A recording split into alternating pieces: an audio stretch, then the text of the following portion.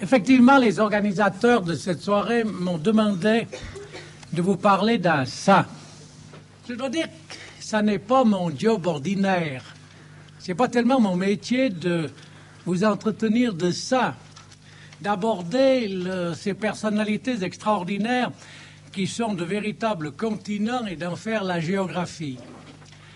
Mais enfin, peut-être frappé par la similitude des termes, cette géographie-là étant la géographie quand il s'agit de ces grands personnages, j'ai oublié que pour le traiter, il y fallait beaucoup d'exactitude, le sens des nuances, l'élévation d'esprit et l'esprit de foi. En me disant que Saint Bernard touchait tellement le Valais et de multiples façons qu'il fallait quand même oser en parler. Il touche le Valais de quelle manière ? Eh bien, d'une certaine manière, on pourrait dire qu'il fait, ou qu'il a fait le premier, avant bien d'autres, le tour du Mont Blanc. Tour du Mont Blanc, puisqu'il vient de Savoie, puisqu'il a passé en vallée d'Ost, et puis qu'il est venu créer sur territoire de la République et canton du Valais son œuvre la plus prestigieuse, l'Hospice du Grand Saint-Bernard. Sa vie a donc passé autour de ce massif montagneux pour aller s'achever ensuite dans les plaines d'Italie, puisqu'il est mort à Novare. C'est vrai, comme le présentateur a eu l'amabilité de le dire, que le bimillénaire du Grand Saint-Bernard m'a donné l'occasion d'approcher de diverses manières le Saint-Bernard et son fondateur, et je me suis dit qu'après tout, avec un patronage pareil, lui demandant à ce grand prédicateur son soutien et qu'il me guide pendant cette soirée, j'ai accepté de partager avec vous la connaissance que j'en ai, précisant bien qu'elle est loin d'être exhaustive, mais vous verrez, il y a de quoi s'entretenir quand même une soirée sur cette personne. L'exposé que je vais vous faire doit d'abord, dans un premier temps, passer aux aveux qu'il y a très peu de documents. Alors que d'autres Saint-Bernard d'à peu près la même époque, le grand Saint-Bernard de Clairvaux, ont laissé une œuvre qu'ils ont passablement écrit eux-mêmes, ou qu'on a noté leurs homélies, leurs sermons, ou leurs cours. Saint-Bernard de Menthon, apparemment, n'a rien écrit du tout. En tout cas, nous n'avons rien retenu qu'il ait écrit. Les contemporains n'ont rien écrit du tout non plus à son sujet. Et ce n'est que plus tard que certains éléments, certains documents font leur apparition. Ce qui pose un problème aux historiens, et on va le voir. Ce qui donne matière à contestation, à des contestations diverses qui vont jusqu'à, y compris, mettre en cause le nom du saint. Mais justement, ça nous donne une matière à discussion. L'exposé que je vais vous faire est articulé en 5 parties. Nous allons d'abord faire, assez rapidement, du moins, j'espère tenir un peu mon bavardage en respect, nous allons faire une promenade sur les deux côtés du col pour voir peut-être un peu l'aspect que la dévotion de Saint-Bernard y a laissé, les traces qu'on peut y trouver dans les églises, les chapelles, les dévotions, les pèlerinages, les traditions. Dans un deuxième temps, je vous parlerai de quelques expériences modernes de la réalité ou de l'intervention ou des interventions de la réalité du pouvoir actuel de Saint-Bernard de Menthon. Au point 3, je ferai un saut dans l'histoire pour parler du Montjoux avant que Saint-Bernard y vienne. Puis, nous allons voir ce que Saint-Bernard y fit. Nous allons essayer de comprendre quel est le genre de son intervention sur le col. Et puis, finalement, au point 5, ce sera quand même le point principal ou la partie principale de mon exposé. Ce sera de se poser la question, de se demander, enfin, qui est Saint-Bernard de Menthon et pourquoi a-t-il pu jouer ce rôle? Qu'est-ce qui fait que son œuvre n'a pas passé avec le temps? Voilà. Alors, partons en promenade sur les versants du col. En 1988, désirant préparer une iconographie pour la publication que j'avais prévue des essais sur le Mont Saint-Bernard, qui était la première histoire du Saint-Bernard en langue française. Elle avait paru en 1789 et nous voulions la rééditer pour son bicentenaire. Je me trouvais un 6 février 1988 dans une paroisse valdôtaine à Saint-Nicolas. Les cerisiers étaient déjà en fleurs et j'ai trouvé dans l'église plusieurs statues de Saint-Bernard, dont une toute récente, et j'ai rencontré le curé de la paroisse. C'est un curé de vieille école, encore caligné, qui est très connu dans cette région, qui publie un bulletin paroissial qui est diffusé dans le monde entier, enfin, à toutes ses connaissances. Et ce curé à qui je faisais part de mes projets de parler de Saint-Bernard de Menton m'a interrompu en disant « Saint-Bernard d'Ost ». Je n'ai pas voulu entrer en conflit avec lui, mais d'entrée, ça me montrait qu'il y avait quelques contestations sur les termes. Et venant ici pour vous parler, je me suis chargé de 2 livres, Dieu sur les montagnes, Saint-Bernard de Menton, de chanoine Marcel Michelet de l'abbaye de Saint-Maurice, bouquin paru il y a 30 ans. Il parle donc de Saint-Bernard de Menton, et de Lucien Qualia, l'historien officiel de la congrégation du Grand Saint-Bernard, un Saint-Bernard de Montjoux. Ce qui, avec le Saint-Bernard d'Ost, que j'ai rencontré là-bas en 1988, nous fait 3 noms pour le même personnage. Nous essayerons d'aborder, de régler ce petit problème tout à l'heure. En Vallée d'Ost, j'ai pu constater qu'il y avait une grande diffusion du culte de Saint-Bernard. Il y a beaucoup de présence iconographique, tableaux, statues surtout,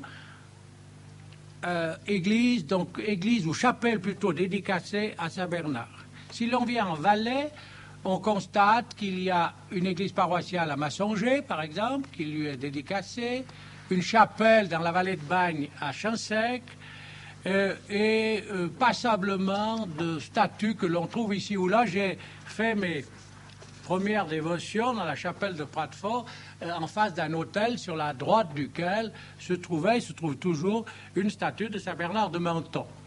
Il faut dire que, pour ceux qui ne le sauraient pas, mais je pense qu'ici tout le monde le sait, toutes les paroisses qui du Saint-Bernard descendent jusqu'à Martigny sont desservies par les fils de Saint-Bernard, ainsi que plus loin en Valais, en remontant le Rhône, celle de Lens, et vers le Léman, celle de Vouvry. Il y a donc une présence qui est toujours là de Saint-Bernard. Si l'on essaye alors, mais je n'ai pas poussé bien loin cette enquête, je vous donne un peu aussi beaucoup de choses que j'ai comme ça, hein, pour avoir vécu dans ces régions. Quelle est la présence dans l'esprit des gens, dans les traditions, les histoires qu'on se raconte de Saint-Bernard? Eh bien, je vais vous dire 2 choses. D'abord, nous avons toujours entendu raconter cette petite histoire pour apprendre qu'on ne se moquait pas du bon Dieu ni des saints et qu'il fallait toujours tenir ce qu'on avait promis. C'est l'histoire d'un berger de moutons du Val-Ferret qui, par mauvais temps, avait perdu son troupeau. N'ayant pas réussi à le retrouver, il se décida à prendre les grands moyens et il fit le vœu, si Saint-Bernard voulait bien l'aider à retrouver ses moutons, d'apporter à l'hospice un sac de sel. Ça se faisait beaucoup, n'est-ce pas? Le sel était une denrée extrêmement importante, elle l'est toujours, mais aujourd'hui on n'a pas de peine à l'obtenir. Pendant les siècles du Valais indépendant, un des éléments importants de la politique valaisanne était d'assurer l'alimentation en sel, et c'était du reste la seule chose qui était totalement réservée à l'État, qui avait la régie du sel. C'était une affaire d'État tellement c'était important. Aujourd'hui, bon, on en parle moins. Alors, ce berger retrouva ses moutons, et comme il se croyait plus malin que les saints du paradis, les ayant mis en lieu sûr, il se tourna, dit notre histoire, il se tourna vers le Grand Saint-Bernard, vers l'hospice, et faisant un grand pied de nez en direction de Saint-Bernard, dit, en patois bien sûr, « To Barna Lasso », ce qui veut dire « Tu, Bernard le sel ». Et ce mot, dans notre région, « To Barna Lasso », c'est presque devenu un proverbe pour dire qu'on ne tient pas compte de quelque chose, hein. Alors, bien entendu, que ce qui devait arriver arriva. Quelque temps plus tard, il perdit à nouveau ses moutons qu'il ne retrouva plus. Ben voilà, ça témoigne de ce rôle que Bernard entend jouer sans qu'on le joue néanmoins. Autre témoignage plus récent, c'est celui de ma marraine, 83 ans, toujours en vie, et qui, il y a quelque temps, voulut, pour une raison que j'ignore, enfin c'est un secret entre elle et Saint-Bernard, faire apporter à Saint-Bernard une certaine quantité de sel pour le remercier de quelque chose et renouant avec une tradition, je crois, passablement interrompue, mais qui pour elle existait toujours. Et l'émissaire qu'elle envoyait à l'hospice, cherchant un ecclésiastique pour lui remettre ces quelques kilos de sel, en trouva un qui lui dit « C'est quoi ça ?» et qui était parfaitement perdu, ne sachant pas à quoi rimait cet apport de sel qu'on leur faisait. Pour dire que quelques traditions qui furent séculaires et qui subsistent encore dans l'esprit de certaines personnes ont été oubliées là où autrefois on les recevait.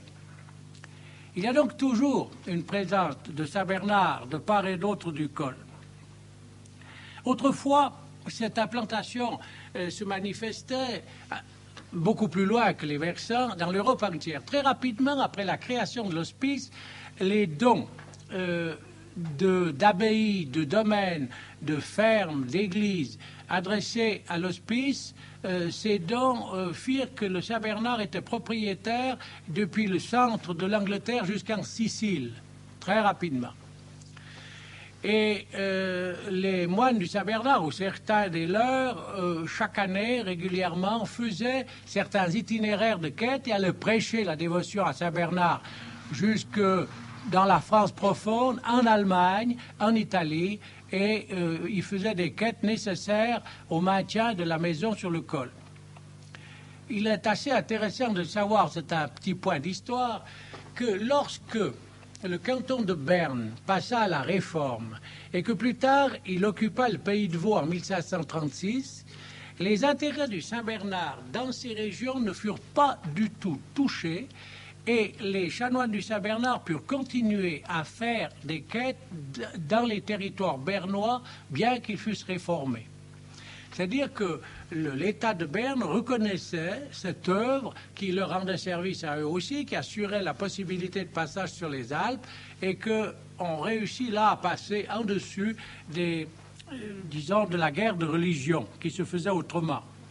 Le Saint-Bernard posséda très longtemps à Roche, près du lac Léman, une très grande ferme qui vient d'être transformée en musée de l'orgue et il fallut attendre le Sonderbund et la guerre politique, cette fois, entre radicaux et conservateurs catholiques, pour qu'on leur prenne et qu'on les dépouille de cette propriété qui abritait leurs chevaux. Cette dévotion séculaire, mais locale, mais tout de même un peu limitée aux régions du Valais et d'Ost, également de la Savoie et Fribourg peut-être, cette dévotion fut relancée en 1923, ou à cette époque-là, avec l'accession au souverain pontificat du pape Pie XI. En effet, le pape Pie XI était un alpiniste ou quelqu'un qui avait fait quelques courses en montagne avant d'aller à Rome, et il s'en souvint, lorsqu'il fut élevé sur la chaire de Saint-Pierre, il décida à un moment donné de donner aux habitants de la montagne et aux alpinistes un patron, et il leur donna ce patron à la personne de Saint-Bernard de Menthon en 1923. Alors évidemment, cela étendit quelque peu le culte de ce saint. Expérience on pourrait dire du répondant, expérience de la confiance qu'il rencontre chez les gens, c'est le mystère du bon Dieu. Il y a un peu de Saint-Bernard, bien sûr, pas le nôtre, mais je veux quand même ici vous apporter quelques témoignages. Vous savez, les gens, je crois, le peuple de Dieu, mais quand je dis le peuple de Dieu, je précise bien que j'écris avec des majuscules au singulier, que je n'écris pas le peuple de Dieu avec des minuscules et X à la fin, comme on tend à l'utiliser aujourd'hui. Le peuple de Dieu a ses critères pour juger de la valeur des saints et il les juge assez à l'utilité. Je ne sais pas s'il s'inspire de l'Apocalypse qui dit que nous serons jugés selon nos œuvres, mais il est certain qu'on juge les saints à leur utilité. Et je trouve que c'est très bien, parce qu'il faut c'est au pied du mur qu'on reconnaît le maçon, et pourquoi ne serait-ce pas au pied de l'efficacité qu'on reconnaît l'intervention des saints du paradis, n'est-ce pas? Et alors, il faut reconnaître que là, le peuple, sans mandat parfois, s'est donné quelques libertés. Je fais une petite parenthèse parce que localement, elle a sa justification. Il est un personnage important de l'histoire européenne qui s'appelle Charlemagne. Charlemagne n'a jamais été canonisé par ceux qui en ont mandat divin, mais il a été très, très officiellement et sérieusement canonisé par les populations qui ont bénéficié de son gouvernement. Et pas seulement à Aix-la-Chapelle, mais chez nous. Il y avait autrefois, et celui qui a fait disparaître cette dévotion s'en est vanté à moi-même, sans penser qu'un jour je fustigerais cette audace. On a fait disparaître Saint-Charlemagne de la chapelle des Jeurs dans la vallée du Trias, et on a donné cette chapelle à Notre-Dame des Neiges. Évidemment, c'était bien, quoi. Mais enfin, on a évacué Charlemagne parce qu'on ne trouvait pas assez authentique.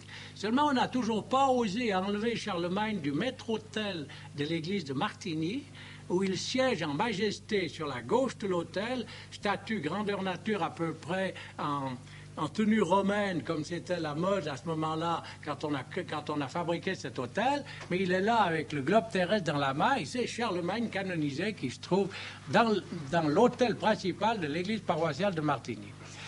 Et pourquoi je dis ça? Pour dire que les gens qui avaient senti le bienfait de tout son gouvernement et tout ce qu'ils avaient eu à gagner d'avoir un empereur de cette sorte, eh bien, sont allés jusqu'à le mettre au paradis. Il y a certainement encore qu'il ne soit pas un modèle en tout, bien entendu. Pour parler de Saint-Bernard, quelle a été au fond son efficacité? Eh bien, nos gens, depuis toujours, à travers les siècles, l'ont prié. Ils sont allés en pèlerinage à l'hospice du Saint-Bernard pour demander la pluie et le beau temps. Et à tour de rôle, sans doute, Saint-Bernard, quand il le pouvait, qu'il cela convenait, leur donnait la pluie et le beau temps. Et à notre époque, il y a toujours des gens qui lui demandent, et là je me dois de vous faire part d'un double témoignage. En 1974, j'ai pris contact avec un notable de la commune de Lyde qui était en train de préparer l'organisation d'une grande fête printanière de musique. Il se trouvait que, par une tradition qui avait déjà bien quelques 30 ans, toutes les fois que cette fanfare et que ce parti, à l'époque conservateur chrétien social, organisait une fête de musique, tout le ciel leur tombait dessus. En 1955-54, il y avait 20 cm de neige sur la tente du festival. Ça avait été un désastre. Et puis le désastre s'était répété aux fêtes locales ou aux fêtes régionales. Alors, en 1974, le président du comité d'organisation me prit à part et me dit « J'ai pris les précautions. » Ah, ouais. J'ai donné 2000 francs à Saint-Bernard et je lui ai demandé le beau temps. Alors, plus je ne peux pas faire, je pense que ça ira. Mais voilà. Eh bien, la tradition du mauvais temps fut interrompue et il y eut cette année-là un temps magnifique. Vous remarquerez qu'ils n'avaient pas posé des conditions, ils n'avaient pas fait une promesse conditionnelle. Ils ont fait leur don à Saint-Bernard et puis ils ont attendu la suite. Faisons un saut dans le temps et reportons-nous en 1989. Nous avons, vous le savez, organisé alors ce bimillénaire du Grand Saint-Bernard et ça a été une grande grâce pour nous que par le hasard un peu d'une organisation qui s'est laissée pousser, peut-être par la Providence, par les moyens qu'elle avait, que le grand centre, que la principale réussite de cette célébration a été la mise sur pied, ou la mise en scène, la création du mystère, justement de Saint-Bernard de Menton, théâtre du Moyen-Âge, qui remontait au XVe siècle, 1420 ou 1430 peut-être. Nous nous sommes trouvés donc avec un projet de jouer à l'extérieur, sur le parvis de l'église d'Orsières, pendant l'été 89, 16 représentations de ce mystère. Les décors avaient été faits en dur, de façon assez ample et large. Il n'était pas question de couvrir, de bâcher tout ça. Et il fallait donc faire confiance. Alors je me suis souvenu, si on n'était pas moi le responsable du théâtre, nous avions un producteur, metteur en scène. Je me tenais à l'arrière-plan, garantissant le déficit éventuel et les relations aussi avec Saint-Bernard. J'ai donc déchargé les organisateurs de cette question et je me suis souvenu de mon ami de Lide et j'ai fait un peu la même chose, si vous voulez. C'est-à-dire que, passons sur les détails, j'ai tenu à Saint-Bernard un peu ce discours. Nous allons parler de vous, nous allons essayer de vous faire connaître davantage, de vous faire aimer. Nous allons faire tout ce que nous pouvons, mettre le paquet. Il y a une chose pour laquelle nous ne pouvons rien. Alors, je vous adjoins au comité pour ce qui est de la météorologie et je vous demande de vous en charger. Voilà, je vous fais confiance à Saint-Bernard. Puis nous avons commencé. Nous avons commencé par une première soirée qui a bien passé, puis une deuxième. Le ciel était très sombre au début. J'étais en coulisses, prêt à voir quelle décision il fallait prendre. Et après un quart d'heure ou 20 minutes de jeu, la pluie qui avait commencé à tomber assez acceptable est devenue toujours plus dure. Et puis c'est devenu vraiment la grande flotte. Qu'est-ce qu'il faut faire? On demande. Bon, nous supprimons. Alors nous avons interrompu la séance. Et puis les gens sont rentrés. On a pris la décision de la refaire. Mais alors il s'est passé ceci. C'est qu'il n'y a eu aucune espèce de catastrophe ou aucune espèce de mécontentement. Au contraire, une espèce d'énorme soulagement parce que nos acteurs étaient claqués. Ils étaient dans un état nerveux assez pénible. Et finalement, tout le monde se dit, ben ça va bien. Ça tombe bien, si vous permettez, parlant de la pluie. Et on a remis l'ouvrage sur le métier et on a continué. Nous avons joué 16 représentations. Nous les avons toutes jouées à la date voulue. Nous avons été jusqu'à la fin sans qu'il n'y ait plus aucune espèce d'interruption. Mais attention, il a plu autour. Hein? Il a plu à Sambranché, il a plu à Lide, dans le Val-Ferret, à Bagne, le soir, sans qu'il pleuve chez nous. Nous avons eu mon metteur en scène, un jour vient me voir à 7 heures en disant que c'est pas possible, il faut annuler. Je dis, mais quoi? Il y avait des nuages, mais enfin, il y avait encore un peu de bleu, ça bougeait. Il me dit, j'ai téléphoné à Genève, on m'a dit, c'est pas 95% de chance, c'est 100%, vous n'écopez pas, ce soir, c'est la grande rincée. Alors, bon, ben lui, il savait pas quel marché j'avais passé avec notre commanditaire, bien sûr. Je lui ai dit, mais enfin, regarde, attendons. Et nous avons joué. Nous avons joué avec un cirque de pluie autour, effectivement. Plusieurs fois, la pluie est venue, demi-heure après, un quart d'heure après le théâtre. Et puis finalement, le dernier jour. Alors, le dernier jour, c'est la clôture, bien sûr. Les gens ne sont pas partis, les acteurs surtout ne sont pas partis comme d'habitude, rentrant chez eux, encore qu'ils partaient jamais très vite. Enfin, tout le monde buvait un verre, restait là sur cette place, content de ce qui s'était passé, un peu cafardeux peut-être, la larme au coin de l'œil parce qu'une belle aventure était finie. Et tout d'un coup, le ciel s'est ouvert et ça a commencé à pleuvoir. Et on en a pris et ça a donné... Mais tout le monde est resté plutôt par plaisir à la pluie, à bon moment à se faire mouiller. Ça pouvait venir, hein, c'était terminé. Alors ben voilà, ça c'est un témoignage qui, devant certains historiens sourcilleux et réclamant le document écrit, ne vaut peut-être pas grand-chose ou rien du tout. Enfin, c'est un témoignage direct, vécu, qui montre, pour des gens qui croient à la puissance des saints, en tout cas, l'intervention certaine de Saint-Bernard de Menthon, qui entendait donner un coup de main à ceux qui parlaient de lui dans les meilleures conditions possibles. Voilà, je laisse cet aspect, si vous voulez, pour faire un saut maintenant dans l'histoire et vous parler localement de ce Saint-Bernard, de ce col, de ce Montjoux avant. Alors on a coutume de dire, bon, avant Saint-Bernard, il y a eu les Romains. Oui, c'est vrai. c'est vrai.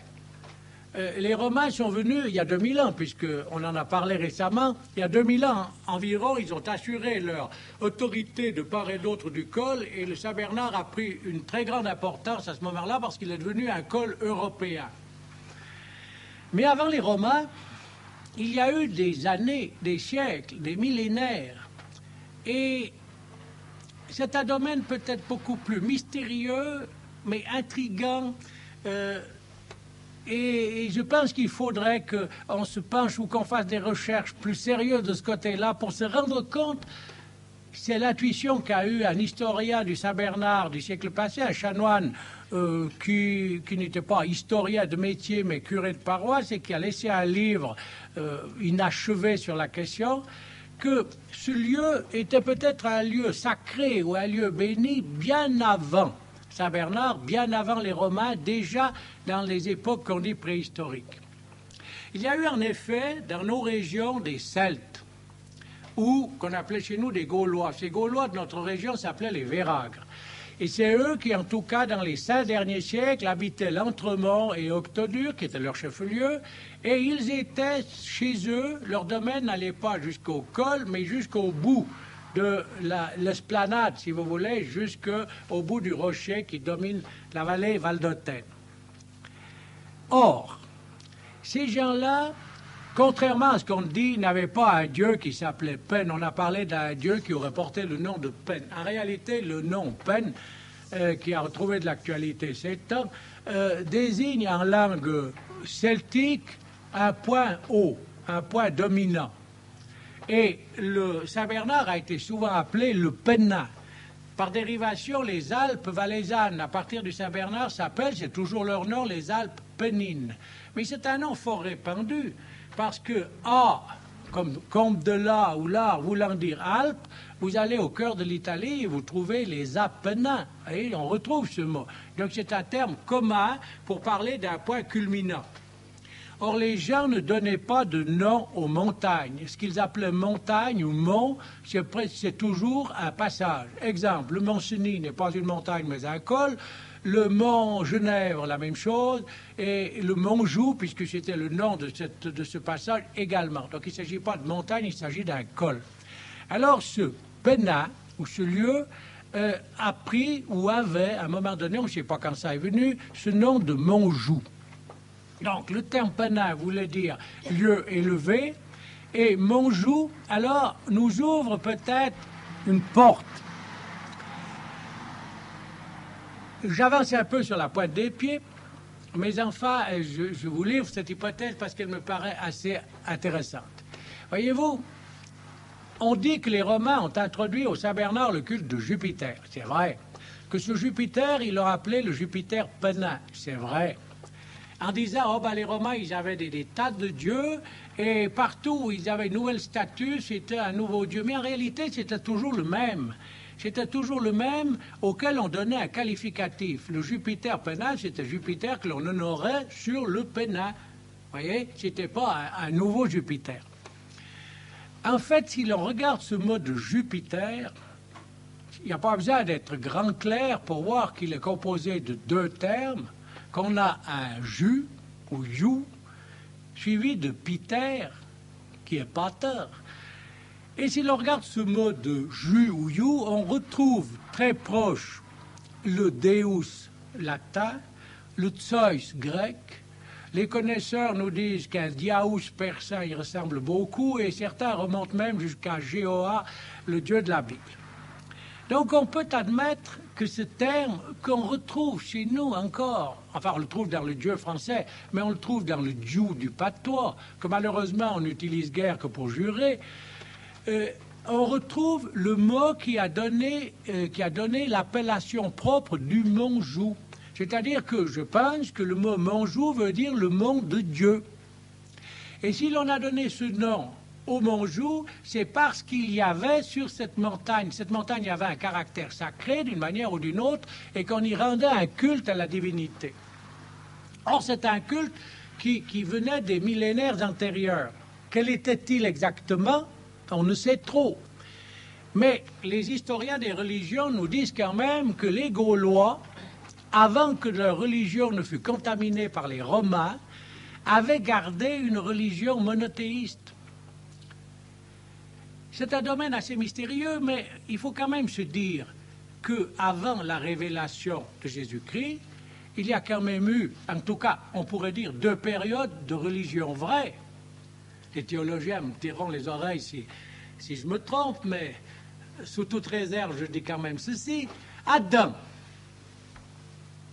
qui s'entretenait avec Dieu à la brise du matin, avait un professeur de religion de haute qualité. On ne peut pas contester que la religion révélée primitive, la religion d'Adam et de ses successeurs, pour autant qu'ils ne l'aient pas transformée, était la religion authentique. Elle a subi passablement de transformations et on l'a bien mal appliquée puisqu'il a fallu le déluge pour nettoyer tout ça. Enfin, il est resté Noé. Puis on est reparti avec des gens qui incontestablement avaient la bonne religion. Jusqu'au moment où, avec Abraham, notre Seigneur, pas notre Seigneur, mais Yahvé, Dieu, voulut se choisir un peuple pour garder la vérité, parce que justement, cette vérité était par trop déformée. C'est une tendance constante, et Dieu sait si on en a l'illustration aujourd'hui, que les hommes qui ont reçu la vérité et qui ont reçu un enseignement correct, c'est-à-dire correspondant à la vérité, ont une tendance, Dieu ayant créé l'homme à son image, eux, de créer Dieu à la leur. Hein. Ils lui rendent bien mal, cette création. Mais en fait, c'est une tendance. Et alors, si les religions se sont dépravées, évidemment, elles sont devenues le règne du démon. C'est-à-dire qu'à travers un Jupiter qui peut-être, au départ, permis de rendre un culte au véritable Dieu créateur, Dieu Père, je suis frappé par cette présence du mot Père, est devenu ensuite un culte qui n'avait plus rien à voir avec le culte du vrai Dieu. Alors, me basant sur ceci, donc que les Celtes avaient une religion plus élaborée, Aristote dit que ce qu'il sait, ce qu'il a appris en religion, il le doit aux druides. Ce n'est pas n'importe quel témoignage. On peut peut-être imaginer que sur ce col se rendait finalement un culte à la divinité, dans des formes qu'on ne sait trop, et qui se retrouvait aussi de l'autre côté sur le Petit Saint-Bernard. Alors là, il y a un témoignage plus frappant, c'est cette fameuse colonne. Le nom traditionnel du Grand Saint-Bernard, c'est Montjoux, et du Petit Saint-Bernard, c'est Colonnejoux. Et il y a là une splendide colonne de 5 mètres de haut à peu près, qui est toujours là. On y a mis dessus un Saint-Bernard en bois de piètre qualité, qui est un peu de guingois encore. Enfin, c'est pas terrible, hein, si vous voulez, comme réalisation. Mais la colonne est toujours là, et cette colonne, on n'a jamais pu la dater. Elle était donc bien avant l'époque romaine. Et certains osent faire une référence à cette tradition des peuples qui quittèrent les plaines du Sénar après Babel, ou après le déluge et la reconstitution de peuples importants, et qui allèrent peupler les différentes régions où on les envoyait sur terre, y dressant des colonnes pour marquer leur arrivée, et créant par là le terme même de colonie, n'est pas le mot de colonie, de peuplement, indique l'endroit où l'on a planté une colonne. Alors, cette colonne-là, qui marquait aussi l'endroit où l'on rendait un culte à la divinité ou aux ancêtres, eh bien, c'est peut-être une de ces colonnes que l'on trouve sur le Petit Saint-Bernard. Donc, il y a vraisemblablement un passé religieux important, mais passablement mystérieux. Il y avait aussi, par exemple, cette autre habitude que les gens avaient de jeter des monnaies dans l'eau, parce que les lacs, et surtout les lacs de montagne, leur donnaient un reflet du ciel, et qui était au fond une façon d'atteindre le ciel par en bas dans le lac, n'ayant pas beaucoup de pouvoir de l'atteindre par en haut. Et alors, on jetait des pièces de monnaie. Et ça, c'est une tradition, on dira une superstition, peut-être, pour des chrétiens, pour des catholiques, parce qu'il y a des crouzilles plus accueillantes que des lacs de montagne. Et alors là, je vous fais une petite parenthèse pour vous dire que dans les années 1200, 1300, 1400, 1500, tous ces siècles-là, les gens de ma paroisse d'Orsières avaient un pèlerinage traditionnel qu'ils faisaient de la vallée d'Orsières et qui montait vers l'actuelle cabane d'Orny dans les montagnes. C'est quelque chose d'assez éprouvant. On partait à 3 heures le matin pour arriver en haut vers 10 heures pour demander le temps favorable. Et dans les derniers siècles, à partir de 1650, on voit dans nos archives qu'il y a un combat constant entre l'autorité communale qui décide les processions et le curé qui ne veut pas y aller. Alors, souvent, du reste, l'arbitrage de l'évêque est requis. Alors, dans les raisons que donne le curé des Feuilles, par exemple, pour ne pas y aller, il faut dire que le curé des Feuilles avait de mauvais pieds et qu'une fois qu'il était monté, il est arrivé, on a dû le tirer sur des branchages. Donc on a dû faire une espèce de luge et le tirer jusqu'à la cure dans cette pitoyable position qui fait qu'il n'avait pas beaucoup apprécié le déplacement. Alors le curé des Feuilles dit à l'évêque que cette procession, ça n'est pas très bien et il donne 2 raisons. Une, que lorsque la procession est finie et qu'on a fait les prières à la chapelle qui se trouve sur la moraine, les gens tirent leur repas du sac et puis évidemment ils prennent pas seulement à manger mais aussi à boire et qu'il y en a qui se saoulent et qui rentrent dans de manière qui ne correspond pas avec la tenue normale d'une procession. Et puis d'autres qui restent cachés à l'arrière et qui, pour sacrifier à d'anciennes habitudes, vont près du petit lac qui se trouve un peu en remontant le vallon d'Orny, jeter justement des pièces de monnaie dans l'eau pour on ne sait trop quelle intercession. Et alors, pour lutter contre ces déviations de la foi, les ecclésiastiques parfois essayent de supprimer les pèlerinages. Il faut dire que des fois ils en acceptent un et puis c'est au 2e ou au 3e qui commencent à dire que ça suffit. Voyez, on les comprend aussi.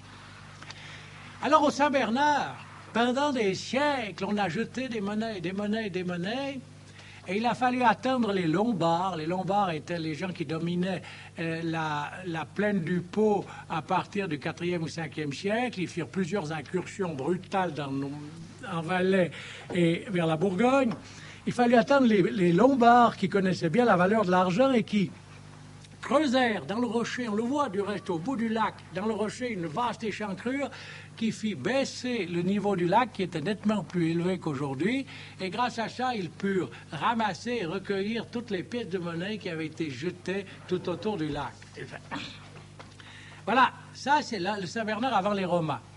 Et avec les Romains, eh bien, évidemment, il y eut un culte organisé, comme je vous l'ai dit, culte à Jupiter, au Jupiter Penna. Et il y avait encore, à la fin du siècle dernier, des ruines assez visibles qu'on pouvait identifier ou relever pour permettre à M. Donnel, l'historien décédé il n'y a pas très longtemps et qui du reste se fit un nom et une thèse de doctorat sur Saint-Bernard, on en parlera tout à l'heure, de donner la description suivante. Je vous la lis. C'était un petit temple dont les fondations étaient creusées dans le roc. Il mesurait extérieurement 11,30 mètres de longueur et 7,40 mètres de largeur. Un mur de refend séparait la cella du pronaos, qui n'a que 2,45 mètres de profondeur. Les murs épais de 80 cm étaient bâtis en blocs rectangulaires de tuf et de marbre. Le reste, on parle de fragments d'architecture qu'on y a découverts, etc. On a recueilli de nombreuses monnaies gauloises, mais pas une seule romaine. C'est probablement le sanctuaire primitif du dieu qui fut remplacé au début de l'Empire par le temple de Jupiter. Donc, vous voyez, très certainement, les Romains sont arrivés sur un lieu déjà, plus ou moins un lieu saint, si l'on peut dire, de la religion celtique. Et puis, évidemment, l'histoire continue. Il y a la période peu connue après la chute de l'Empire romain, et puis arrive l'époque de Charlemagne. Alors Charlemagne, certainement, s'intéresse à ce passage, et on le sait par 2 choses. D'abord, il donne l'ordre de créer sur toutes les routes alpestres des hôpitaux. On appelait hôpitaux ce qui est aujourd'hui plutôt connu sous le nom d'hospice, c'est-à-dire des relais pour permettre aux pèlerins pauvres d'être hébergés. Ces hôpitaux ont été créés, on ne sait trop quand, mais enfin ils étaient en pleine activité quelques siècles plus tard, au XIIIe siècle, et il y en avait, pour prendre la route du Saint-Bernard sur le côté suisse, il y en avait à Martigny, à Saint-Branché, Orsières, Lide, Bourg-Saint-Pierre, Saint-Bernard, il y avait ces institutions qui fonctionnaient et où les gens recevaient vivres et couverts gratuitement. Alors Charlemagne, lui, intervint surtout pour créer à Bourg-Saint-Pierre, là où il y avait un passage très difficile sur le Val-Soreil, il fit créer un pont qui était gardé, et ce pont s'appelle aujourd'hui encore toujours le pont Saint-Charles. Et donc le nom du fondateur ou de celui qui intervint pour le faire construire est resté rattaché au pont. Ça n'est pas celui qu'on emploie ni en haut ni en bas. C'est un pont qui est beaucoup plus étroit. Enfin, il a été refait à neuf et qui se trouve au milieu entre le pont de 1857 et le pont de 1964. Après Charlemagne, assez vite, on tombe dans les désordres. Alors là, il y a des périodes très troubles avec l'arrivée on a parlé des Sarrasins ou des Maures, qui ont dû laisser leur nom dans les Alpes. Le mont Maure, qu'on écrit M-O-R-T, c'est vraisemblablement le mont Maure, on devrait l'écrire A-U-R-E ou O-R-E. Alors, ces Sarrasins sont d'abord venus là un peu comme pillards. Mais seulement, il se passe toujours des choses un peu bizarres, c'est qu'il y avait des affrontements de seigneurs. Entre autres, un certain Hugues, qui était roi d'Italie, était contesté par un sien cousin qui voulait venir en Italie avec des mercenaires. Alors lui a tout de suite eu l'intérêt qu'il pouvait en tirer. Il s'est approché de ces Sarrasins, il leur a dit, c'était en 940 ou 930 environ, je cesse de vous faire la guerre, je vous laisse, mais vous installez sur les Alpes et vous empêchez mon concurrent de passer. Voilà. Alors c'est comme ça qu'ils se sont installés et étant sarrasins et maures, musulmans, pillards, et pas, ils se livraient à leur activité de prédilection. Seulement, des fois, on en fait trop grosse. Et en 972, Saint-Bernard n'était pas encore né, ils firent ce qu'ils n'auraient pas dû faire, ils prirent en capture un certain Mayol. Saint Mayol, il n'était pas canonisé alors, qui était conseiller du pape, connu dans l'Europe entière, abbé de Cluny, donc il y avait un grand rôle, il jouait un grand rôle religieux et social en Europe. Et ils exigèrent, d'après certains auteurs, 1 livre d'argent par brigand, ce qui porte le nombre de brigands à 1000, puisqu'ils demandèrent 1000 livres d'argent.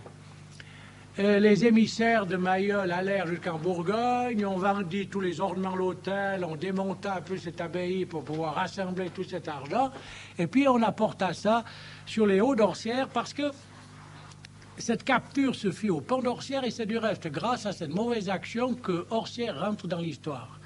La première mention historique d'Orsières, c'est dans le récit qu'on trouve dans les parchemins de l'abbaye de Cluny, où on raconte que Saint Mayol, descendant près du pont d'Orsières, se fit capturer par les Sarrasins. Alors, le roi de Bourgogne, quand même furieux, houspillé aussi par le pape, par l'empereur, par le roi d'Angleterre, qui avait à se plaindre du traitement qu'on faisait aux pèlerins, se décida à faire la chasse aux Sarrasins et on en fut débarrassé. Donc, ils disparurent. Certains partirent, d'autres peut-être se replièrent dans des villages un petit peu écartés, puisqu'il y a des hypothèses qui sont toujours avancées sur le peuplement de certains villages du Valais. D'autres s'étaient mélangés. Il ne faut pas croire qu'ils étaient absolument étrangers à la population. Il y avait des mariages qui se firent, puisque même le nom de famille Sarrazin existe toujours, très implanté. Et même si on veut regarder un petit peu certains types noireaux et basanés qui réapparaissent parfois, pour penser qu'ils ne sont pas tous partis. Voilà. C'est dans ce contexte, si vous voulez, d'insécurité que Saint-Bernard va intervenir. Et je viendrai après sur certains aspects de la question, mais la tradition, et c'est celle qui a été jouée au théâtre, raconte qu'un groupe de pèlerins avait été arrêté, que l'un d'eux fut tué parce qu'on réclamait, et c'est pas impossible du reste, que le brigand ou les brigands qui exigeaient qu'on paye des rançons se cachaient derrière le simulacre d'une statue païenne qu'ils faisaient parler, et au fond, ça fait toujours mieux d'exiger de l'argent pour la divinité qui est là que pour les sacristains. Mais enfin, comme ils n'avaient pas pu payer ce qui était à payer, l'un d'eux fut tué, ils descendirent et pleuraient se plaindre à l'évêque d'Ost. Et Bernard était déjà là. Il était déjà à Ost comme archidiacre et il s'en va. c'est un peu amusant que dans le théâtre que nous avons joué, le premier qui arrête la montée soit l'évêque. L'évêque s'arrête, les autres montent, il met tous ces gens en prière, il monte avec la croix de procession, et puis finalement il laisse le gros en prière un peu en arrière, et puis il monte, lui, à la rencontre de celui qui, dans le théâtre, est présenté comme étant Jupiter. Il est bien entendu que ce n'est pas Jupiter en chair et en os qui figurait là-haut, ni le démon que l'on représente dans toutes les images de Saint-Bernard comme étant neutralisé, écrasé à ses pieds, mais très certainement un brigand. La tradition lui donne un nom du reste, le géant Procus. Est-ce que c'est vrai, est-ce que c'est pas peu importe ceci, que se passa-t-il exactement du reste? On ne sait pas trop, donc cet épisode qui est quand même le sommet, ou le plus important, en tout cas de l'histoire événementielle de Saint-Bernard, c'est celui où il neutralise, où il met hors de combat sur le col, vraisemblablement, le chef des brigands. On peut se livrer à des hypothèses, j'ai essayé la mienne, en me disant, mais parce qu'il faut voir si on analyse l'iconographie, à l'image. Saint-Bernard est représenté, j'en ai deux ici, en fait c'est la photo de la statue, cette statue qui a été érigée en 1905, pour les curieux, la veille, le 13 juillet 1905, elle a été bénie, et le 14 juillet, on ouvrait la route, on ouvrait la route italienne-suisse qui permettait aux automobiles de passer des deux côtés. Alors, cette statue le présente très classiquement avec son bâton d'archidiacre, avec l'aumus qui est ce manteau vraisemblablement de peau de mouton qu'il a par-dessus pour affronter les frimas, et puis le démon qui est à ses pieds sous forme qui varie passablement, mais qui là a une tête d'animal. À certains endroits, c'est un homme. On a voulu représenter Jupiter, qui est à la renverse. Il y a une très grande fantaisie dans la représentation du démon. Dans le livre que nous avons réédité en 89 sur les essais sur le Mont Saint-Bernard, j'ai choisi une trentaine de photographies de différentes statues. C'est toujours Saint-Bernard, mais le souci que j'ai eu, sans le dire, c'est de varier la physionomie du démon qui était au pied pour montrer sa grande variété. Alors, et il maîtrise le démon avec son étole. Il a donc une étole, mais l'étole est étole dans la partie supérieure, mais dans ce qui tient le démon, c'est devenu une chaîne. Et dans la tradition, c'est l'étole qui s'est transformée en chaîne. On pourrait imaginer cet homme, ce géant, qui devait bien rire de voir monter Bernard avec les armes de la prière seulement et son bâton, et qui commença peut-être à l'admonester, à vouloir le sermonner, parce que le gros de l'activité de Saint-Bernard a été de prêcher. Pourquoi n'a-t-il pas prêché ce Procus pour lui faire reproche de sa conduite? Et je l'imagine volontiers, à un moment donné, pour peut-être le mettre à la raison parce qu'il refusait de cesser ses activités ou de s'en aller, jetant autour de son cou l'étole qu'il avait, se fiant davantage à la force de la prière. Ces gens étaient en prière à l'arrière, n'est-ce pas? C'est pas la force humaine sur laquelle ils comptaient, c'était la force de la foi, la force surnaturelle. Et cet homme très fort qui avait fait trembler les deux versants de la vallée pendant 10 ans ou 20 ans peut-être, complètement neutralisé, bloqué par cette étole que l'imagination après a dessiné en chaîne, donnant à cet homme la forme du démon. Fut-il exorcisé? Fut-il, comme la tradition le dit, taillé en pièces, parce que les accompagnants de Bernard, ayant vu qu'il l'avait neutralisé, se seraient jetés sur lui pour lui rendre, c'était peut-être bien, tous les mauvais coups qu'il avait faits. Ça, on ne le saura jamais trop, n'est-ce pas? Mais Saint-Bernard est quand même toujours, enfin, ceux qui sont intéressés à Saint-Bernard, c'est comme ça, évidemment, qu'ils l'ont connu. Mais il est sûr que la façon dont le théâtre a présenté cette intervention ne saurait être vraiment prise au pied de la lettre. Et voilà, ce Saint-Bernard, c'est peut-être le moment de se demander qui était-il, ce Bernard qui monte à l'assaut des Alpes. Eh bien, je vous ai dit tout à l'heure que c'était Saint-Bernard de Menthon, pour m'entendre dire que c'était Saint-Bernard d'Ost, et puis pour lire que c'était Saint-Bernard de Montjoux. si j'avais fait cette conférence au temps de mon grand-père, je vous aurais certainement parlé de Saint-Bernard de Menton et pas davantage. Mais en 1942, un jeune valaisan qui s'appelait Donnet, qui fut archiviste cantonal par la suite et qui vient de mourir, présenta à l'université de Lausanne vraisemblablement une thèse de doctorat en histoire sur Saint-Bernard de Menton.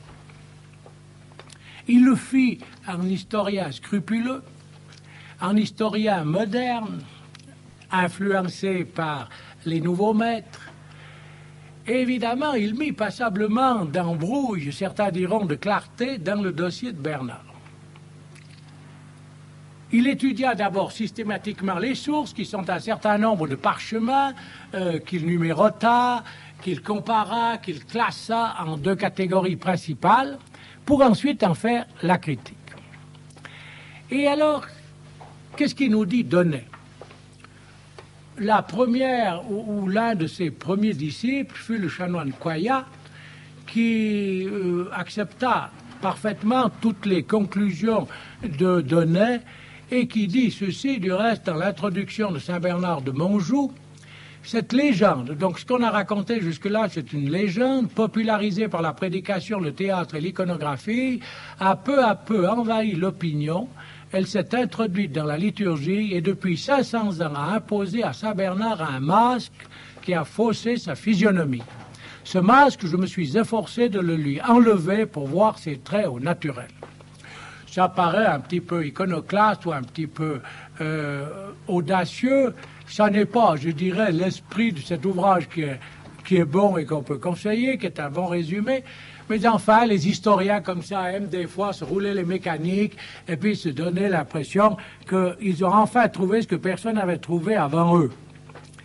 Ça pose un problème très sérieux. Vous savez, les historiens sont victimes des temps qui courent et finalement ils sont devenus un peu comme tout le monde des matérialistes.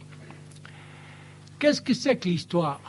Si l'on demande à Bossuet ce que c'est que l'histoire, on voit que c'est quelqu'un qui essaye de s'élever bien haut, ayant lu tout ce qu'il pouvait lire, et qui ensuite nous raconte ou essaye de découvrir une espèce de plan divin à l'œuvre dans l'histoire et qui conduit les hommes, telle une caravane de la création, vers les derniers temps.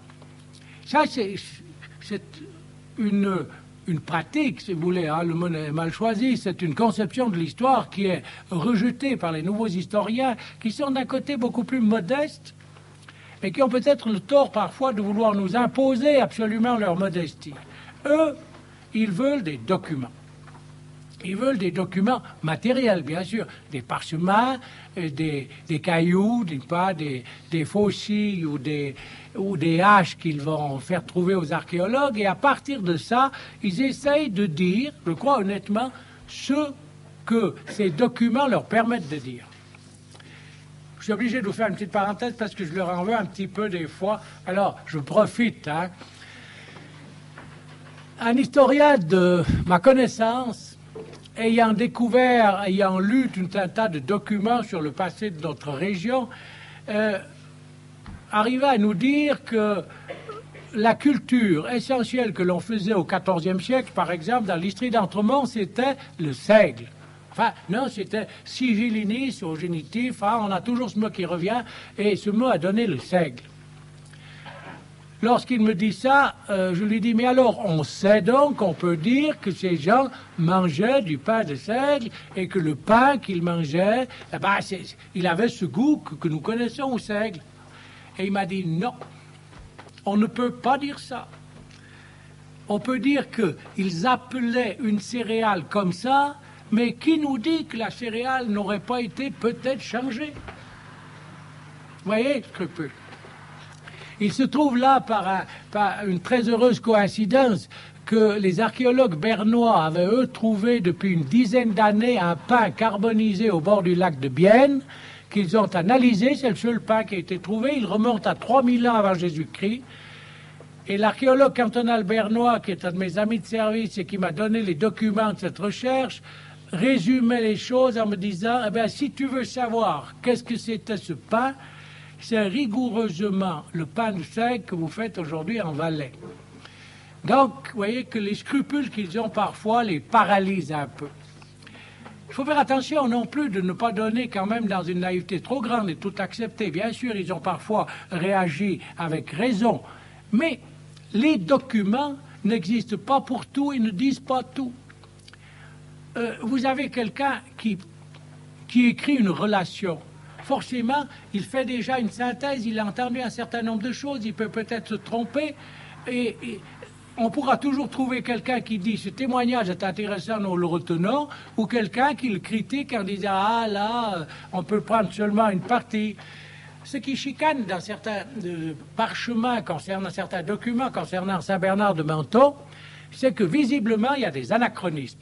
Par exemple, il y a un parchemin qui date de 1440 et où l'on dit que Saint-Bernard a fait des études complètes et qu'il a obtenu tel diplôme. Et alors les historiens très satisfaits nous disent mais ce diplôme n'existait pas quand Saint-Bernard a fait ses études. Ah bien sûr, bien sûr. Donc celui qui écrit pour dire qu'il a fait des études complètes aura eu l'audace de lui donner un diplôme en disant bon ben, il a sûrement fait ce diplôme. Vous voyez, ça manque de rigueur si l'on veut, mais ça n'annule pas la totalité du témoignage. Donc donner à classer en gros, si vous voulez, les parchemins en deux parties. Il y a ceux qui peuvent remonter au panégyrique de Saint-Bernard. Saint-Bernard est mort vraisemblablement en 1086 et il a été canonisé par l'évêque du diocèse. C'était une opération diocésaine qui s'est faite à Novare en 1123. Il a été inscrit au livre des saints du diocèse. Il sera inscrit au martyrologe romain en 1681. Mais sur le plan local, il était déjà, donc il a été béatifié, si l'on veut, en 1123. Alors, on a un document qui est vraisemblablement le panégyrique fait à cette occasion. Seulement, ce document ne parle que de la fin de la vie de Bernard et il se réfère à une étude qui va être faite ou qui est faite par un Germanus de Bernard. Certains ont traduit un frère, mais il semble qu'il n'avait pas de frère. Mais seulement personne n'a jamais vu ce document. Ça ne veut pas dire qu'il n'a pas existé. Mais on ne l'a pas. Par contre, vers 1420, apparaît en Vallée d'Ost un récit qu'on attribue à un certain Richard de Val d'Isère et qui lui raconte la jeunesse et qui est à l'origine de ce qu'on dit de Saint-Bernard et en particulier au théâtre dont je vous ai parlé, à cette origine qu'on donne à Bernard, qui serait né au château de Menthon, qui aurait fait de bonnes études, que son père voulait marier, qui la veille de son mariage s'enfuit, et puis passe des bords du lac d'Annecy à Ost, se présente à l'évêché, devient archidiacre, et ensuite exerce sa prédication à travers les vallées des Alpes, crée les hospices du Grand et du Petit Saint-Bernard, puis continue sa prédication vers le sud, dans la région de Novare, dans les vallées autour de Novare, rencontrant même en 1081 probablement l'empereur d'Allemagne Henri IV, celui qui était déjà venu à Canossa en passant par Saint-Bernard, hein, ça on l'oublie, la fameuse entrevue de Canossa se passa après un passage en catastrophe du Grand Saint-Bernard du Montjoux au mois de décembre par un empereur d'Allemagne qui, on est certain qu'il a passé de Saint-Bernard parce qu'on l'a situé à Vevey où il était venu demander l'autorisation à la princesse Mathilde qui régnait sur ces terres de passer le Saint-Bernard. Bon, revenons à ce Bernard. Donc, ce récit-là, c'est ça qui est mis en cause par Donnet. Il dit, et alors on cherche des raisons, et qu'est-ce qu'ils nous disent? Ils nous disent ceci, au fond, la famille de Savoie, la famille des comtes de Savoie, était en pleine ascension, si vous voulez. C'était un État qui s'est développé et qui a duré très longtemps, puisque le fondateur de la maison de Savoie est donné comme Humbert au Blanchemont, et il mourait quand l'hospice a été créé. Il est contemporain de Saint-Bernard. Et la maison de Savoie, ses descendants ont régné sur la Savoie, puis sur l'Italie jusqu'en 1945. Donc c'est une famille qui a duré très longtemps. Et on dit, ben voilà, cette famille était en train de prendre l'importance, alors ils ont annexé ça. Ils ont trouvé des gens de bonne volonté qui ont inventé une histoire pour dire, ben voilà, le Saint-Bernard, dont personne n'a jamais dit d'où il venait, eh bien, il est né au château de Menton, et puis, etc., etc. Voilà ce que les historiens énoncent comme critique en disant qu'eux n'admettent pas de ça, que tout ce qui a été dit là n'est pas sérieux. Et c'est pour ça que Don Romano me disait Saint-Bernard d'Ost, parce qu'il fallait bien qu'il vienne de quelque part. Et puis, M. Coya, lui, quand même, le veut tirer un peu vers Saint-Bernard. Et comme il a trouvé dans des documents assez proches de sa béatification Saint-Bernard de Monjou, il retient ce nom-là. C'est évidemment un problème. C'est un problème. Seulement, on peut l'aborder de différentes façons, bien sûr. Il y a une façon un peu simple, je dirais, de catholique charbonnier, qui se dit, mais c'est quand même un peu fort de tabac. Qu'un saint puissant se laisse honorer, prier pendant 500 ans, 600 ans, sous un nom qui serait un faux, sur la base d'un mensonge organisé, parce qu'un prince un peu puissant aurait eu l'envie d'avoir dans sa généalogie quelque part un saint canonisé. Ça chicane un peu. Il semblerait que si malversation il y a eu, si malhonnêteté il y a eu, il faudrait à un moment donné que le ciel se fatigue, et il se fatigue des mensonges, on le sait très bien, et puis la vérité apparaît. Or, rien du tout. D'autre part, personne, aucune paroisse, aucun diocèse, aucun château n'a jamais revendiqué la paternité de Saint-Bernard. Jamais personne. Il semblerait que si Bernard de Menton n'était pas de Menton, au moment où on a commencé à raconter ça très sérieusement, à le dire en théâtre, à jouer le théâtre et à le jouer en Vallée d'Ost, il devrait s'être fait jour à un certain nombre de protestations.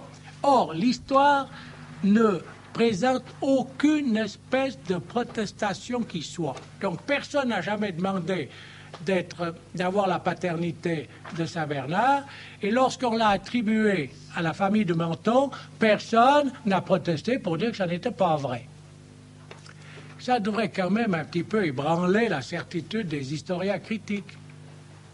Ça pourrait peut-être nous inciter à penser qu'il y avait des documents ou des traditions qui étaient vivantes dans le peuple. On savait qu'il était de Menton, mais enfin, on l'avait peu écrit, ou on n'en avait pas fait des panégyriques, voyez. C'est possible. J'ai posé cette question à l'occasion du bimillénaire au prieur du Saint-Bernard, en demandant quelle était sa position à lui, M. Girard, le prieur actuel. Et il m'a dit, sans aller au fond, sans parler des questions d'histoire proprement dit, et ces bonnes réflexions que je viens de vous faire sur l'absence de réclamation, je les ai trouvées dans un des bons livres sur Saint-Bernard, qui est de M. Marcel Michelet. Le prieur du Saint-Bernard m'a dit, écoutez, moi, je trouve que lorsqu'on fait des adoptions, à un moment donné, on n'en parle plus. Un enfant adopté, c'est un enfant. Alors, la maison de Menton a adopté Saint-Bernard en 1400. Mettons qu'il est adopté alors. Or, depuis lors, ils l'ont constamment considéré comme un des leurs. C'est-à-dire qu'ils ont honoré sa mémoire. Ils ont surtout, par exemple, gardé le château. Ils l'ont ouvert à des tas de gens qui viennent pour y faire les pèlerinages ou qui viennent en historien pour chercher. Ils ont joué ce jeu de la famille jusqu'à maintenant. Et encore, j'y suis allé il y a 2 ans avec l'équipe du théâtre. Le château est ouvert, le château vénère Saint-Bernard. Donc, ça fait 550 ou bientôt 600 ans qu'ils le font. Alors, ça représente aussi quand même quelque chose. Je vous dirai pour terminer un petit témoignage un peu particulier qui peut aussi nous tranquilliser peut-être. Il est certain, et ça personne ne le conteste, et le premier panégyrique dit que Saint-Bernard était de famille noble. D'autre part, il faut savoir ceci. En 1011, le le roi. Ouais. Vous savez que le Valais a été donné à l'évêque de Sion en 999. Le roi de Bourgogne, Rodolphe III, n'avait pas d'enfant. Or, il a distribué pas mal de choses, le Valais à l'évêque de Sion, et en 1011, quelques années plus tard, il donne à son épouse, Ermengarde, l'abbaye de Bourg-Saint-Pierre. Bon, l'abbaye de Bourg-Saint-Pierre, le prieuré, si vous voulez, l'hospice qui était là, dès qu'il y aura un hospice au Saint-Bernard, va passer au Scomplan. C'est-à-dire que les propriétés de l'hospice de Bourg-Saint-Pierre passent à l'hospice du Saint-Bernard. Comme s'il y avait, de façon autoritaire, une subordination qui était établie de Bourg-Saint-Pierre sur Saint-Bernard. Or, la reine Ermengarde, reine de Bourgogne, était propriétaire des droits, donc elle n'était pas propriétaire du fonds, si l'on veut, mais comme on l'était alors, avait des droits sur l'abbaye de Bourg-Saint-Pierre. Et dès que Saint-Bernard crée son œuvre, il y a une priorité qui est donnée. Alors, certains historiens qui font surtout dans les arbres généalogiques nous proposent une parenté assez étonnante qui nous montre, et ça explique beaucoup de choses, que la noblesse de Saint-Bernard le fait remonter à Louis III, roi de Provence, qui était dit l'aveugle. En 1, 2, 3, 4 générations, d'un côté, on arrive à Humbert au Blanchemin, qui est le fondateur de la maison de Savoie. Et puis, à côté, dans une branche collatérale, par un certain Guifred, puis Beson à Vicomte, puis ensuite le père de Saint-Bernard, on arrive à Bernard et on en arrive à penser avec pas mal de certitude que la reine Ermengarde est la tante de Saint-Bernard. Ce qui fait que Bernard de Menthon se trouve être le neveu de la reine et du roi de Bourgogne, le cousin du fondateur de la maison de Savoie, qui est alors comte de Maurienne, et puis en cherchant encore un peu davantage, il sera le grand cousin de Henri IV, l'empereur d'Allemagne, auquel il ira tirer les oreilles à Paris en 1081, ce qui évidemment facilite la démarche, la parenté. Donc cette noblesse explique aussi alors que dès le début, la maison de Savoie en particulier va offrir sa constante protection à la maison du Saint-Bernard. Cette protection sera du reste un peu envahissante, surtout au XVIIIe siècle, où la maison de Savoie va plutôt essayer de placer les siens à la tête de la congrégation du Saint-Bernard et provoquer ainsi une très grave crise qui éclatera en 1752 et qui restreindra la maison du Saint-Bernard uniquement à ses propriétés et à ses prêtres qui se trouvent sur le Valais, avec la perte de tous les domaines d'Italie et de tous les prêtres qui étaient du côté italien et qui furent sécularisés du jour au lendemain en 1752. Donc, mais la maison de Savoie protégea le Saint-Bernard et les gens d'Orsières le savent bien, ils ne l'ont pas toujours apprécié, encore que c'était très sage. En 1189, le comte de Savoie qui s'appelait Thomas II de Savoie et qui avait 18 ans, fit don au Saint-Bernard par un acte qui subsiste toujours à perpétuité, et cette perpétuité dura 700 ans, d'un droit souverain sur les forêts de Ferret. C'est-à-dire que les forêts de Ferret fournirent pendant 700 ans tout le bois dont l'hospice avait besoin pour pouvoir à la fois chauffer la maison et griller les quartiers de vaches qu'on servait généreusement à tous les gens qui passaient par là. C'est vers la fin du siècle passé qu'après une négociation, un procès, et parce que la route était ouverte et parce qu'on pouvait y monter du charbon, que le Saint-Bernard renonça à ce droit sur les forêts de Ferret. Et ça, c'était dû à la décision, à l'arbitrage du comte de Savoie. Alors ça nous permet de situer un peu Bernard peut-être dans sa famille, mais il faut peut-être en faire, pour terminer, une approche quand même tel qu'on oserait ou qu'on devrait essayer de faire vis-à-vis d'un saint qui est un modèle. Alors, il n'y a pas de document, sauf le panégyrique de Novare. Et comment était-il, ce Bernard? Comment est-ce qu'on nous le présente? Alors là, vous savez, les saints d'après ce qu'on peut voir en lisant quelques vies des uns ou des autres, on constate finalement que leur sainteté est toujours que imitation de Jésus-Christ, que configuration christique, et ils sont nos modèles avec des tonalités différentes, avec des colorations différentes, peut-être parfois avec des caractères bien trempés, on en trouve qui sont plus violents, d'autres qui sont plus doux, on en trouve qui sont peut-être plus soignés de leur personne, et d'autres qui se laissent pousser la barbe et qui sont pouilleux. Enfin, il y a beaucoup de variétés à ce point de vue-là, mais on retrouve toujours les mêmes vertus. Et de Saint Bernard, on dit d'abord que c'était un grand consolateur, que nul ne venait chez lui qu'il ne repartait consolé, et que tout le monde était saisi par à la fois la douceur de son propos et l'élévation des paroles qu'il avait. Qu'il était utile à tous, qu'il ne fit jamais tort à personne, qu'il avait le mal en horreur, qu'il pratiquait, et c'est là qu'on les reconnaît, la prière, le jeûne, l'abstinence, la mortification. On dit quelque part qu'il ne dormait pas souvent, qu'il portait cilice, il n'aimait pas les richesses, il fuyait les honneurs. Et durant sa maladie, il fut malade 6 semaines avant de mourir à Novare, recueilli par une maison religieuse. On dit qu'il se confessait 2 fois la journée, qu'il communiait tous les jours. Et aussi en passant comme ça, que certainement il alla tout droit au paradis parce qu'il recevait déjà sur terre la visite des saints. Donc ça nous donne à penser que peut-être il y avait une certaine mystique chez lui. Si l'on est dans la familiarité des chanoines du Saint-Bernard à l'hospice, peut-être ils vous amèneront à la cave et ouvrant une petite porte, ils vous montreront une espèce de trou dans le mur qu'on appelle la grotte de Saint-Bernard et où la tradition dit qu'il se cachait pour prier. Mais c'est moins confortable que l'ermitage de Nicolas de Flux. On dit aussi de lui qu'il avait horreur des avares et des usuriers, et à ce titre-là, je suis obligé de vous lire justement du panégyrique ce qu'on en dit. Il venait donc de mourir, et voilà qu'une grande dévotion se manifestait envers ce saint corps dont l'âme était au ciel. Les dons aussi affluaient, entre autres un bourgeois donna un cercueil où reposaient ses membres vénérables.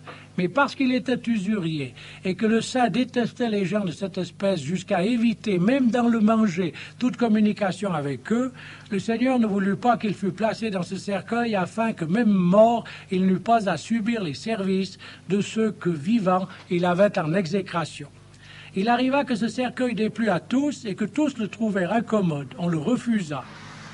Bientôt, un homme de bonne mœurs, soldat de taille gigantesque, en offrit à un autre avec beaucoup de générosité.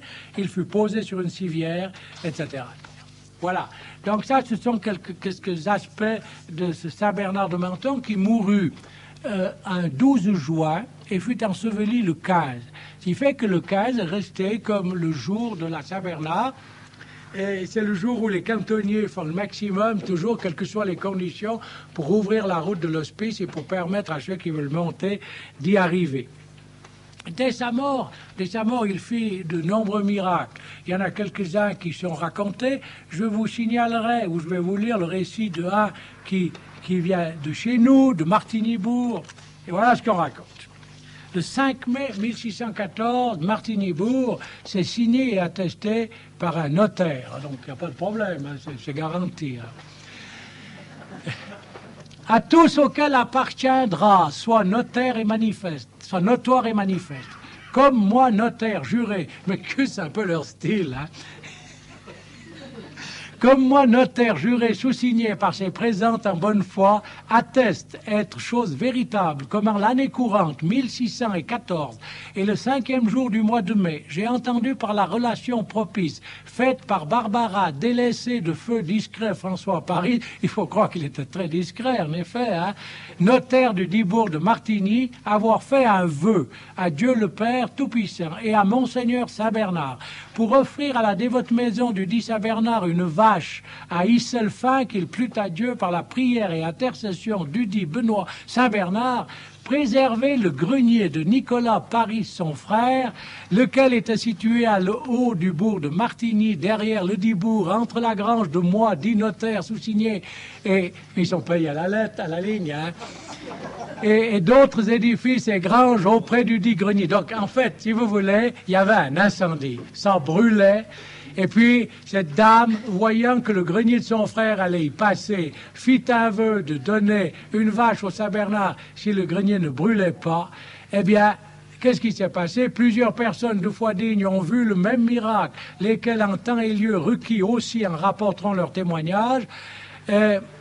Alors, le dit grenier existant et même à peu près tout le bourg de Martigny fut brûlé, consumé le jour sudit, hormis le dit grenier, lequel merveilleusement, au milieu des 10 édifices brûlés, fut par la grâce de Dieu et la promission du dit vœu, comme l'on en a eu claire expérience, conservé et défendu. C'est un peu compliqué, mais enfin voilà. Donc, alors ce genre d'intercession, d'assistance comme ça, sont extrêmement nombreuses et la liste n'en finirait pas. Voilà, c'est ça. Alors, Bernard de Menthon, on va peut-être lui laisser à lui le soin de conclure. Ce que je vais vous lire n'est non plus pas absolument historique, ça résisterait peut-être pas à la critique de certains, mais enfin, le chanoine Marcel Michelet a quand même cru bon de le donner dans son livre. C'est un témoignage tout récent qui remonte au 11 septembre 1954, où le révérend père Jean Guéret, capucin, d'Autriche, adressait au prévôt du Saint-Bernard une lettre ainsi conçue.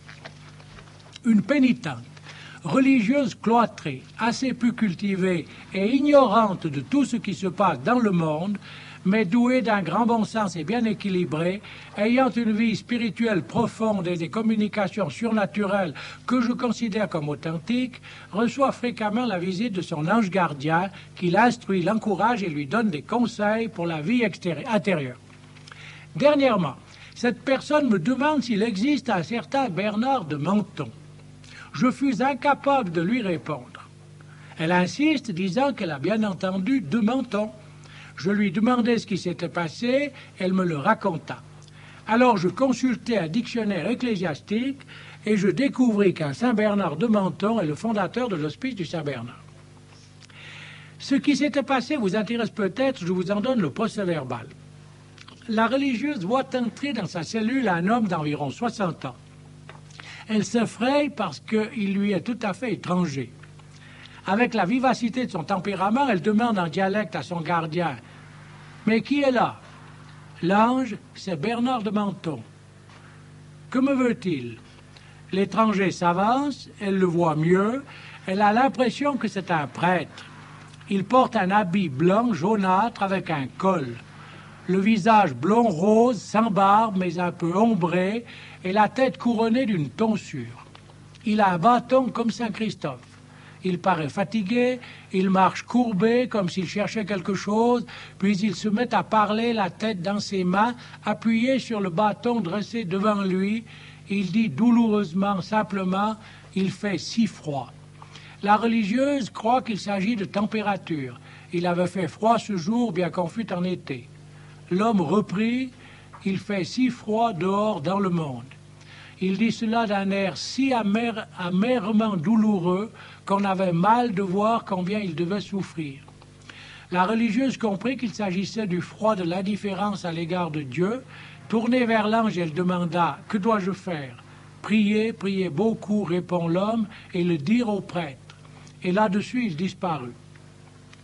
Cette religieuse n'avait aucune idée de Saint Bernard ni de son hospice. À ce nom inconnu d'un personnage étranger, elle pensait qu'il pouvait s'agir d'un mauvais esprit qui venait la tenter. Mais le contenu de ses paroles est bien orthodoxe et son exhortation tout à fait bonne. Ce fait n'a rien de sensationnel, mais pour l'hospice du Saint-Bernard, il peut être de quelque intérêt, disait Marcel Michelet en 1961. Bon voilà, je vous laisserai à Saint-Bernard peut-être le soin de conclure. Il semble que le nom de Saint-Bernard de Menthon ne l'ait pas chicané, et avec ce témoignage particulier, avec 500 ans de tradition, avec quand même l'apparition dans les critiques récentes ou dans les recherches qui portent sur les arbres généalogiques de ces familles, on a l'impression qu'on est en train quand même, ou qu'on arrivera peut-être un jour à voir que la parenté noble que Saint Bernard a avec la famille de Savoie l'amène aussi à être parent ou à être de la famille de Menton qui en est très proche. Et puis finalement, on verra une fois de plus que la tradition a raison, même si elle ne peut pas établir de façon matérielle la totalité des documents qui étayent ce qu'elle croit. Terminé. Terminé. Bernard était prêtre ou est-ce qu'il était simplement religieux? Ça, je sais pas qui. Alors, c'est aussi une question qui est débattue, comme celle de son nom, si vous voulez. Je crois que pendant longtemps, je n'ai même pas posé la question. Il semblait évident pour les religieux du Saint-Bernard, pour les prêtres du Saint-Bernard, que Saint-Bernard était prêtre, se basant sur ceci que c'est un homme qui refuse d'entrer dans la voie du mariage, qui quitte sa famille, qui vient à l'évêché d'Ost. Il a fait des études complètes. Par conséquent, après un certain temps de préparation spirituelle, il pouvait sans autre recevoir des ordres. Peut-être ce qui fait difficulté, c'est que son titre officiel, c'est le titre d'archidiacre. Et alors, certains en déduisent qu'étant archidiacre, il était le patron des diacres.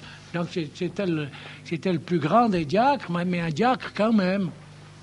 Or, d'après ce que l'on sait, étant archidiacre, il avait la charge particulière dans le diocèse des questions matérielles, mais il avait autorité sur un certain nombre de paroisses. C'est-à-dire, il était une sorte d'évêque. Aujourd'hui, on parle beaucoup d'évêque auxiliaire, hein, si vous voulez. Il était le plus proche auxiliaire de l'évêque. Donc, il n'était pas évêque, mais on voit difficilement qu'il ne soit pas prêtre et qu'il ait, en tant que diacre seulement, autorité sur les prêtres d'un certain nombre de paroisses. La hiérarchie dans l'Église, quand même, depuis les apôtres, ça a été une hiérarchie du sacerdoce qui a été plus importante que l'autre. Il y a eu au Saint-Bernard un moment de crise, quelques frères qui ont fait des propositions pour modifier les constitutions. Et ils ont proposé des constitutions dans lesquelles il aurait été décidé ceci, afin que les prêtres puissent se consacrer plus exclusivement aux tâches spirituelles. Ils sont déchargés de toutes les tâches matérielles et ce sont les frères qui dirigent la maison. Mais bon, ça n'a jamais évidemment eu un début d'application. Donc il n'y a pas le texte du panégyrique dit de Bernard qu'à la fin, lorsqu'il était malade, il recevait la communion tous les jours. On pourrait dire, il la reçoit, donc on ne dit pas qu'il célébrait. Mais il était couché, il était au lit, il était malade, il allait mourir, donc il recevait la communion peut-être aussi parce qu'il ne pouvait pas lui-même dire la messe, mais il n'y a pas, semble-t-il, d'éléments formels qui puissent dire, nous le voyons là en train de célébrer. Le dernier témoignage que je vous ai lu, la religieuse dit qu'il avait l'air d'un prêtre, vous voyez. C'est encore un domaine qui n'est pas absolument tranché. Et les historiens critiques, les modernes, ont plutôt, eux, opté pour le fait qu'il ne soit pas prêtre. Des prêtres du Saint-Bernard qui ne suivent pas ou qui n'ont pas suivi cette nouvelle école se sont insurgés là contre en disant que selon la tradition, pour eux, Saint-Bernard était prêtre. Des reliques. Oui. Alors, Saint-Bernard est mort à Novare. Il a été enterré à Novare.